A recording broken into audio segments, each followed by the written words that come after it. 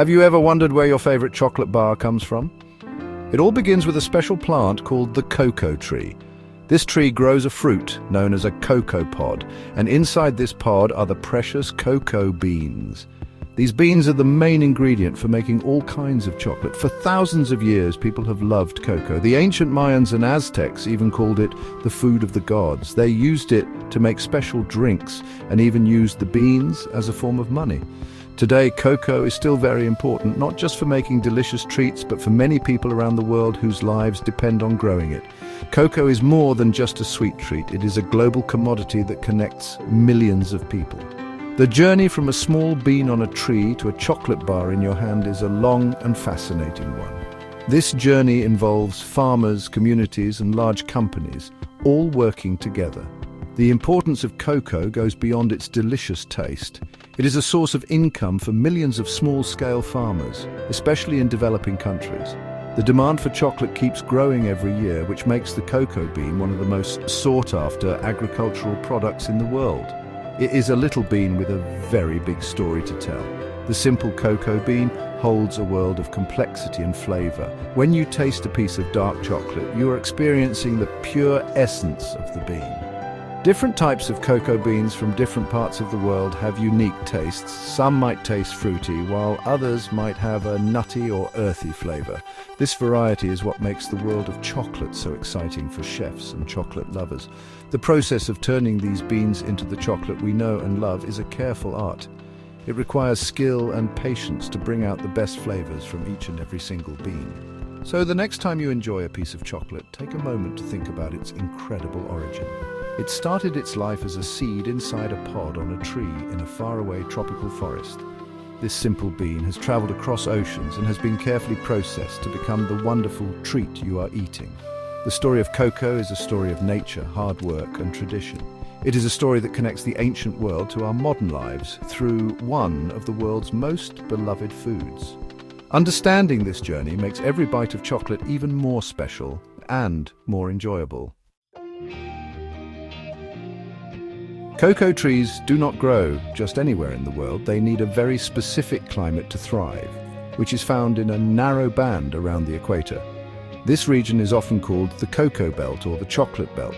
It stretches about 20 degrees north and 20 degrees south of the equator.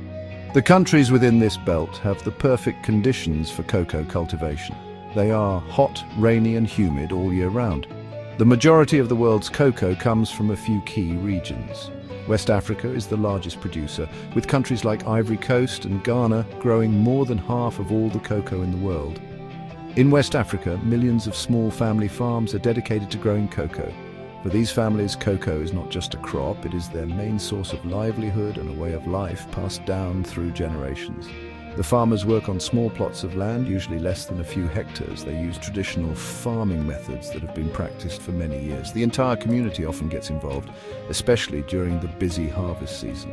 The economy of these nations heavily relies on the export of cocoa beans, making it incredibly important for their national prosperity and the well-being of their citizens. Moving across the Atlantic Ocean, Latin America is another vital region for cocoa production. This is the original home of the cocoa tree, where it first grew in the wild rainforests of the Amazon basin. Countries like Ecuador, Brazil, and Peru are famous for producing high-quality, fine-flavor cocoa beans.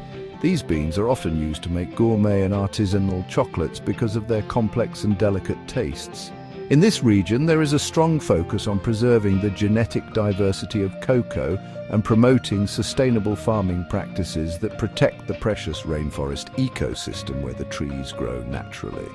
Finally, we travel to Southeast Asia, where countries like Indonesia and Malaysia also play a role in the global cocoa market. While cocoa was introduced to this region much later, it has become an important cash crop for many farmers. The climate here is also suitable for cocoa cultivation, and the industry has grown rapidly over the past few decades. Each of these major cocoa-growing regions contributes its own unique beans to the world market, offering a wide variety of flavors for chocolate makers to choose from. This global production ensures that we can all enjoy chocolate no matter where we live. The cocoa tree, scientifically known as Theobroma cacao, is a delicate and sensitive plant. It requires very particular conditions to grow successfully.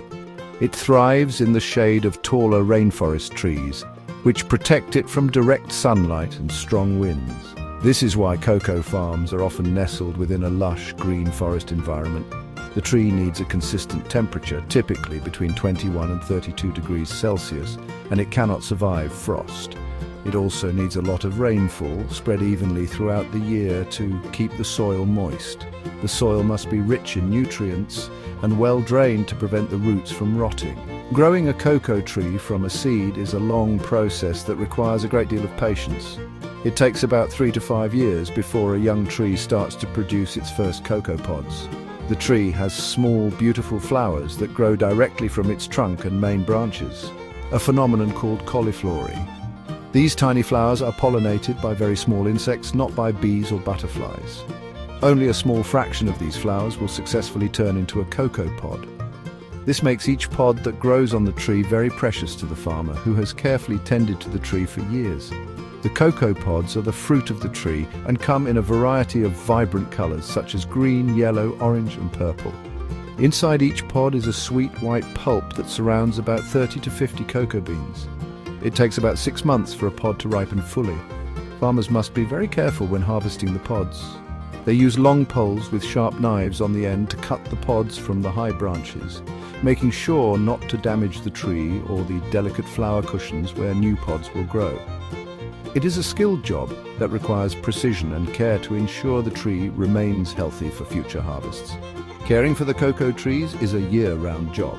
Farmers must regularly check their trees for signs of disease or pests which can quickly ruin a crop.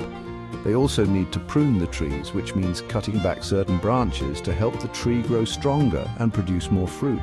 This hands-on, continuous care is why growing cocoa is often described as a labor of love. The farmers have a deep connection to their land and their trees, understanding that a healthy farm will provide for their families for many years to come. Their dedication is the first essential step in creating the chocolate we all enjoy. Once the ripe cocoa pods are carefully harvested from the trees, the next important stage of the journey begins right on the farm. Farmers gather the pods and use a heavy knife or machete to carefully split them open. They scoop out the beans, which are covered in a wet white pulp. These beans are then collected into large piles or placed in wooden boxes. This is where the magic of fermentation starts. The beans are covered with banana leaves and left to ferment for several days. This process is crucial because it develops the rich, chocolatey flavor that we associate with cocoa. Without fermentation, the beans would taste bitter and unpleasant. After fermentation, the beans must be dried. Farmers spread the wet, brown beans out on large mats or bamboo tables under the hot tropical sun. They must be turned regularly to ensure they dry evenly and do not develop mold. This drying process can take a week or more depending on the weather. Once the beans are fully dried, they are packed into large sacks. At this point, they are ready to be sold. The farmers take their sacks of dried beans to a local buying station or cooperative, where they are weighed and graded for quality. This is the moment the farmer gets paid for a year of hard work. From the local buying stations, the sacks of cocoa beans are transported to ports and shipped to chocolate manufacturers all over the world. When the beans arrive at a chocolate factory, they undergo several more steps. First, they are roasted to bring out their deep, complex aromas and flavors. Then the outer shell of the bean is removed in a process called winnowing, leaving behind the pure cocoa nibs. These nibs are ground into a thick paste called cocoa liquor. This liquor can be separated into cocoa butter and cocoa powder, or it can be mixed with sugar and milk to make different types of chocolate. This final transformation from cocoa liquor to a smooth, shiny chocolate bar is a delicate art known as conching. The mixture is slowly stirred and heated for hours or even days to create the silky texture and balanced flavor that we love. The chocolate is then tempered, cooled, and molded into bars, drops, or other shapes. This long and incredible journey, from a small flower on a tree in the tropics to a finished product on a store shelf, is truly remarkable. It highlights the connection between nature, the hard work of farmers, and the skilled craftsmanship of chocolate makers. Every bite is a taste of this amazing global adventure.